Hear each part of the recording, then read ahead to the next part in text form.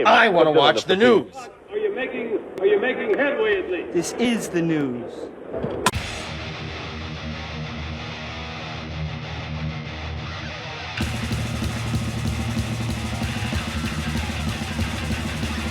Schmack-a-macabre, it is time for the only news that matters. And Slash has revealed that Guns N' Roses are planning to make a new record, their first since 2008's Chinese Democracy. When the band's eventually 7th album sees the light of day, it will be the first to feature Slash on guitar since 1993's The Spaghetti Incident. Speaking with the Daily Star about the new solo album, Orgy of the Damned, Slash was asked why none of his Guns N' Roses bandmates or any of his collaborators from his Slash featuring Miles Kennedy and Conspirator project appeared on the record. He let slip that GNR are trying to make a new album, he says. It was my own side thing, so I wasn't dragging my own guys in. Guns N' Roses are trying to make their own record, and I'm working with them in that capacity, but this didn't involve anyone else.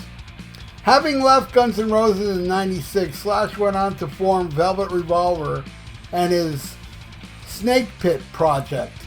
He later teamed up with Alter Bridge singer Kennedy on the successful Conspirator project. It was successful? Wow, I didn't know that.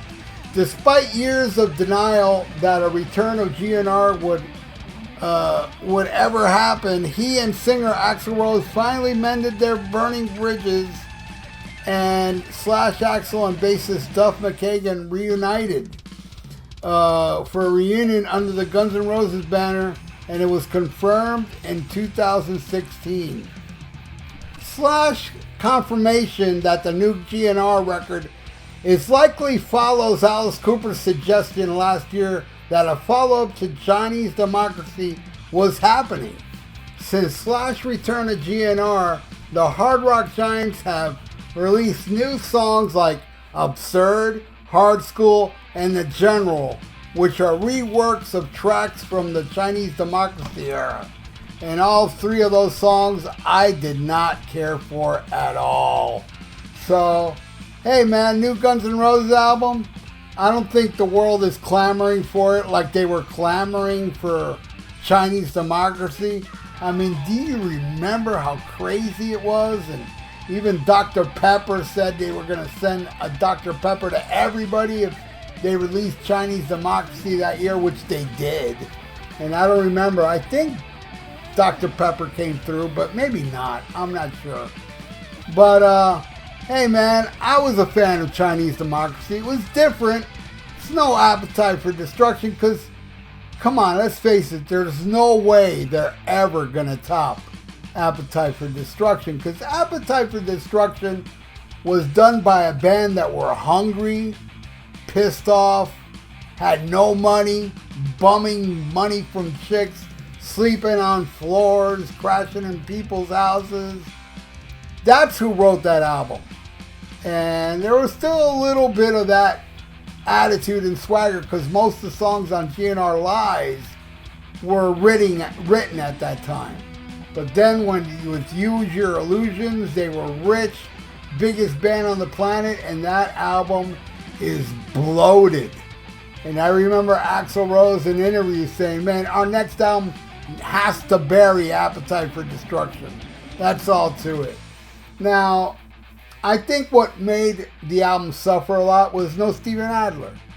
Because I think Steven Adler and Duff is what made that Appetite for Destruction album so badass musically. That rhythm section was unbelievable. And then, you add Slash and Izzy with his songwriting, and Axl Rose was just, the cream on the top. But without Adler, you can tell, I can tell right offhand with Use Your Illusion, with Matt Sorum, who's really, I don't know, he's a solid drummer and all, but he doesn't really, he doesn't have that groove, that Adler groove. I think the new drummer does. I think he's better.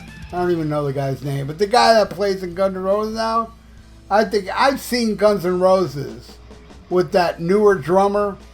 Well, let me think how many times. I saw it one time with Buckethead and 2 times with Bumblefoot. So I've seen them 3 times. I saw the Illusions line up twice. I saw Appetite for Destruction open up for Motley Crue. And 2 years prior from them making an album, I actually saw Guns N' Roses in October of 1985 at the Troubadour. I didn't know who they were. Me and my friend Henry went up to the window. Hey, who's playing tonight? They said Guns N' Roses. I was like, man, that's a weird name for a band. I looked at Henry. I go, you want to go? And he's like, yeah, sure. We ain't got shit to do. I believe it was like a Wednesday night or something. I know it was a weeknight. We went in. I saw the show. I thought they were good. I mean, they didn't really blow my mind. But the only thing I do recognize that night was they played Mama Ken from Aerosmith. I knew that song, but who knows? I'm sure they played Welcome to the Jungle and all that stuff. And I found out years later that the very first time they ever played Paradise City was at that show I saw. So I saw history happen without even knowing it. So fast forward a few years later, I'm at my friend Ronnie's house, and he had on cassette Appetite for Destruction. And I didn't even know about it. I was like, oh my God, I saw that band in LA, Guns N' Roses. Put on the cassette, and man, that cassette blew my mind. I still think it's an amazing album. I don't really listen to it much because of Burnout Factor, but man, the groove on Mr. Brownstone is so stinky and killer. Definitely my all-time favorite Guns N' Roses song, man. It's not, in my opinion, a lot of people claim it is the greatest debut album, and I believe those people, hey, they have a legitimate thing. I don't think so. I don't think it touches Van Halen's first album or Black Sabbath's first album. But I do love it. You know, it's not completely, you know, all killer, no filler. I didn't like Anything Goes, and I didn't like My Way, Your Way. No, that's Anything Goes. And Think About You. Those 2 songs I can do without, but the rest is awesome. Rocket Queen, My Michelle, It's So Easy, Out to Get Me. I love Sweet Child of Mine. I love those lyrics, and I love Welcome to the Jungle. But those 2 songs, I will be completely fine if I never, ever hear those 2 songs ever again. I mean, once I hear the beginning of Sweet Child of Mine, I runs to the hills. But yeah, man, I'm going to rank the Guns N' Roses albums now. At the very bottom, I would have to say Spaghetti Incident. That's garbage.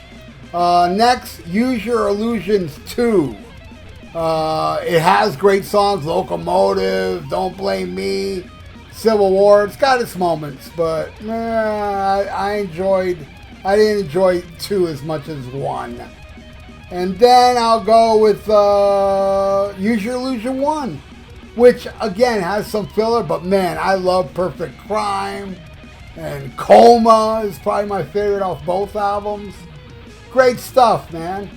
Alright, and then I'll go with Chinese Democracy. I love Chinese Democracy, though it's not Guns N' Roses.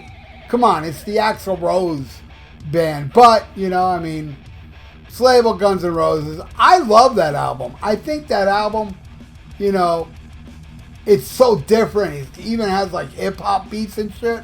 And I can understand how people didn't like it. I made an episode about it on here. I reviewed it, and I think it's an awesome album. But there are 2 songs on that album that I absolutely hate. And they're back-to-back. Song Scrapped and Raids in the Bedrooms, whatever the hell that was called. But man, I love Sorry. Probably my favorite on here is Sorry. I love This I Love. It's beautiful, beautiful ballad. You know, it's like a song that, it's like a positive love song, which I wouldn't expect. But yeah, I guess Sweet Child was positive as well. I love Street of Dreams. If the World is amazing. There Was a Time. You know, There Was a Time. You know what the acronym to There Was a Time? Catcher in the Rye is awesome. IRS, Mazda Car, Prostitute. It's a solid album with 2 stinkers on it. Next, I'll go with Guns N' Roses Lies. I love it, especially the acoustic part.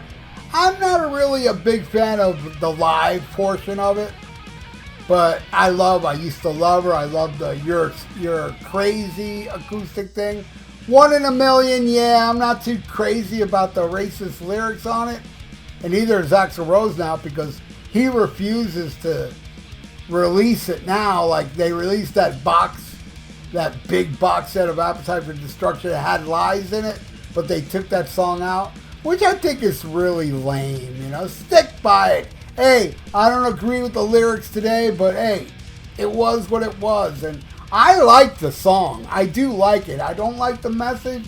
I think it's ignorance, because I think racists are the stupidest people on the planet. How can you judge a person just because of their skin color and stuff? I'm sorry, but you're an idiot if you think that way. But there you go. Who knows when this album's going to come out? I ain't holding my breath. It may never come out. Who knows? Because Axl is, goddamn, man. I mean, that Chinese democracy thing took forever. And, man, and when it comes out, you got 2 stinky songs on it. But the rest is awesome. And that's how I feel. How do you all feel? Leave it in the comments below. I would love to know. And what you feel about it. Do you think this album's going to come out? I really don't care. Neither does the rest of the world. After Chinese democracy, nobody cares about Guns N' Roses anymore as far as new music. But boy, do people care to go see that nostalgic act, because they fill stadiums just doing the same old crap, man. But whatever. I saw one of those stadium shows, and it was amazing. I thought it was really good.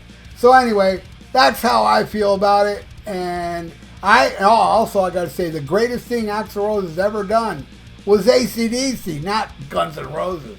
I thought him and AC/DC was the best time I ever saw Axl. And plus, I like AC/DC music more. But anyway, please subscribe to my channel if you haven't, and ring that little notification bell. I really would appreciate that. And like the video, because it's good for the YouTube algorithms. So stay frosty, listen to Black Sabbath, and smack 'em a gob. Farewell and adieu to you fair Spanish ladies. Farewell and adieu, you ladies of Spain. For we've received orders for to sail back to Boston. And so never more shall we see you again.